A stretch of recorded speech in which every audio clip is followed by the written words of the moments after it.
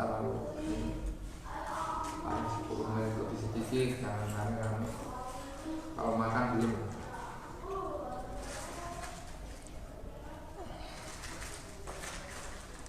Bismillah. Alhamdulillah. Hamdan katsiran thayyiban mubarakan fi wa mubarakan alaih. Asyhadu an la ilaha illallah wahdahu la syarikalah wa asyhadu anna Muhammadan abduhu wa rasuluh alladzi la nabiyya ba'dah.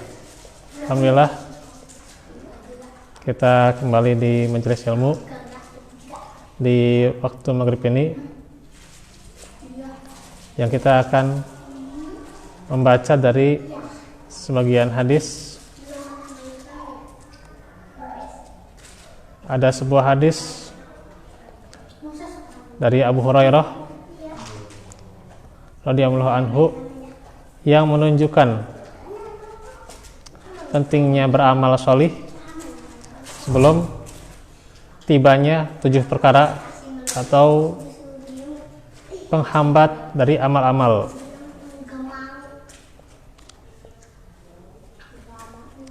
An Abi Hurairah radhiyallahu anhu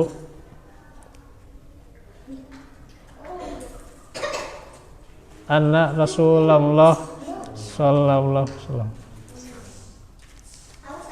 qala baridu bil a'mal sab'an. Dari Abu Hurairah radhiyallahu anhu bahwa Rasulullah sallallahu alaihi wasallam sabda, segeralah beramal sebelum kedatangan 7 perkara, ya, gitu.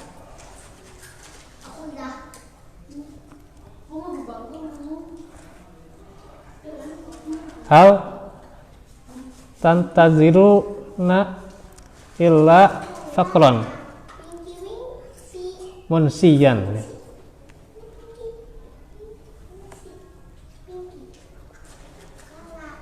Atau sebagian tidak pakai tasdidnya, munsiyan, ya. Berarti hal tantaziruna illa faqran munsiyan. Oh ya.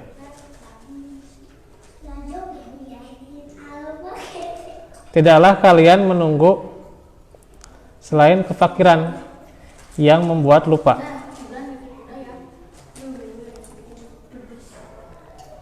Auginan mudgian, kekayaan yang melampaui batas. Au maradon mufsidan, penyakit yang merusak. Au haraman mufnidan, tapi di lafaz lain mufanidan, ya. Mufanidan di lafaz yang lain, ya. Saya baca barusan mufanidan, tapi di sini mufnidan, ya. Masa tua saat pikun. Au mautan mujhizan,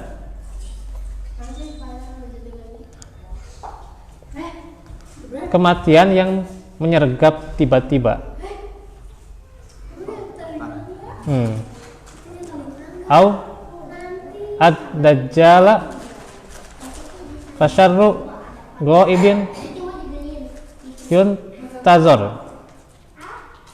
Dajjal, seburuk-buruk hal gaib yang dinanti. Awis sa'ata, atau hari kiamat.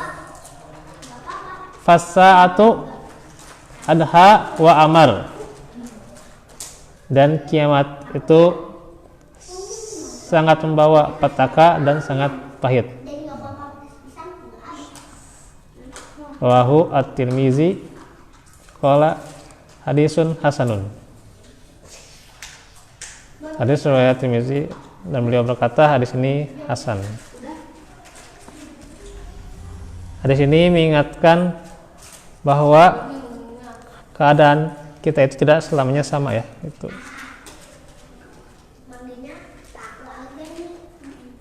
Saat ini misalnya kita dalam keadaan lapang atau keadaan yang ada gitu ya, suatu saat fakir ya gitu, suatu saat fakir, atau suatu saat misalnya bisa jadi kekayaan yang kita punya melampaui batas, atau suatu saat ketika kita sehat nantinya kita punya penyakit yang merusak badan kita. Saat ini kita muda, suatu saat kita tua sampai pikun ya gitu. Soalnya yang Allah izinkan ya, masih kuat ingatannya. Dan pasti tentunya kematian yang tiba-tiba dan dajjal ya.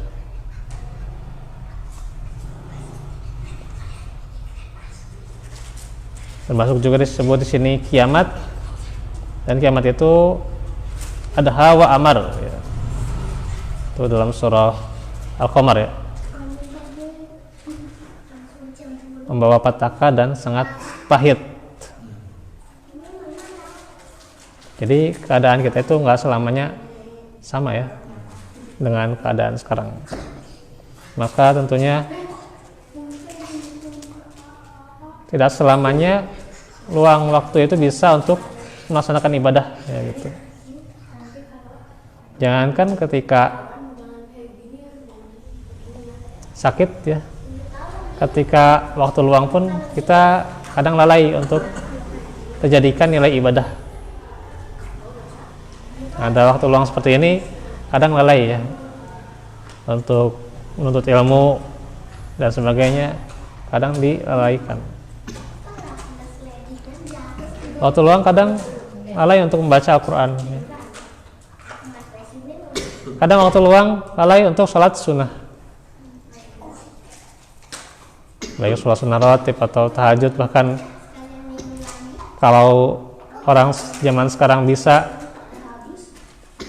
sampai tengah malam ya, tengah malam ngobrol, tengah malam di warkop, tengah malam nongkrong, tengah malam nonton ya, tapi tidak ada yang atau saat ini ya untuk memanage di malam itu untuk sholat malam. Nah itu jarang sekali ya gitu. Jadi manage hidup kita untuk sholat malam jarang ya gitu. Nah, ini hanya segelintir orang yang lolos ya. Kebanyakan calculated loss gitu ya. Tapi cuman yang lolos yang bisa sholat malam itu jarang sekali ya gitu. Bahkan mungkin ada di suatu daerah, mungkin ya kalau daerahnya penuh dengan kemaksiatan ya nggak ada mungkin ya gitu.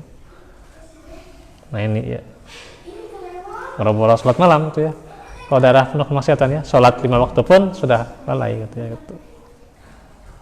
Sebuah keluarga gitu ya, ketika tidak memanage dengan ilmu agama ya boro-boro sholat awal waktu ya, kadang sholat saja diakhirkan. Nah ini ya,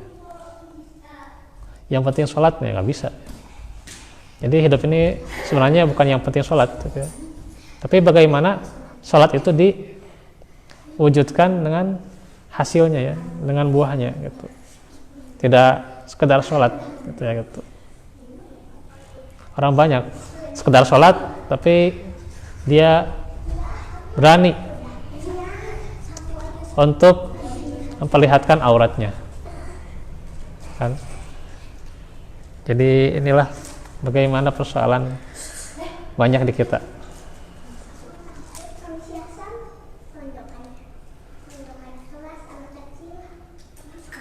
Jadi akan ada masanya sulit untuk ibadah. Maka sebelum datang kondisi tersebut, segeralah melakukan segala amal kebaikan. Lakukan amalan yang mendatangkan ridho dan ampunan Allah. Amalan-amalan yang membuat kita sangat bahagia di akhirat kelak. Jadi kalau yang namanya beramal itu betul harus totalitas gitu ya gitu. Totalitas dan berkualitas gitu ya gitu. Jangan hanya sekedar amal banyak ya, tapi tidak berkualitas ya, tidak bernilai di sisi Allah ya gitu. Amalannya banyak mengada-ada ya gitu. Sehingga nggak ada nilainya gitu ya gitu. Alias kosong, alias nothing ya gitu. Jadi kalau tanpa kita tahu ilmunya banyak Iya. yang sia-sia ya, kita capek aja cuma nggak ada. Itulah yang sangat kita harus di inilah introspeksi lah. Dan juga yang terpenting bagi kita ialah berusaha pertengahan dalam beramal ya gitu. Saat kaya atau miskin ya. Saat kaya ya jangan terlalu menghamburkan ya. Jangan terlalu untuk menahan gitu. Ya seperti kerasa oleh saya waktu masih kerja dulu, ingatnya Ya. begitulah. Dan sekarang situasi yang seperti ini Ya. merasakan benar keadaannya memang. Dulu masih kerja, masih anak kecil dan dulu rezekinya anak muda. Tapi sekarang udah keadaan begini malah sangat merasakan benar. Sangat merasakan. Ya tapi kita tetap keadaan bagaimanapun tetap harus bersyukur. Ya. Bagaimana Betul. jangan sampai kita kufur nikmat dalam arti kata seolah-olah kita sudah putus harapan kepada Allah. Jangan. Kita harus penuh harapan kepada Allah, mudah-mudahan ada jalan baiknya. Ya. Atau ketika miskin juga ya, jangan terlalu meminta ya gitu. Itulah. Apalagi menuntut ke orang ya. Ya, Nah, ini yang berbahaya sebenarnya ya. Mengharapkan ya Mengharapkan gitu ya. berian atau mengharapkan. Ya, ketika misalnya seorang anak sudah berbakti dengan memberi kepada orang tua ya semampunya gitu ya, maka orang tua jangan menuntut. Nah ini ya yang berbahaya ketika menuntut sehingga seorang anak susah berbakti gitu. Karena apa? Karena menuntut itu ya gitu. Menuntut jumlahnya harus demikian gitu ya. Nah ini yang membuat gitu ya. Kepada Ya. anak, Nah iya. orang tua tetap tidak boleh terlalu mengharapkan itu. Tidak Nah boleh. gitu tuh. Meskipun kepada anak jangan terlalu mengharapkannya gitu. Ya kita istilahnya harus bersandarnya bertawakalnya kepada Allah. Iya. Tidak boleh. Memang. Ya. Tapi emang sekarang itu jarang sekali orang tua mengatakan yang penting anak bahagia. Itu kan jarang juga gitu kan gitu. Jarang sekarang itu ya gitu.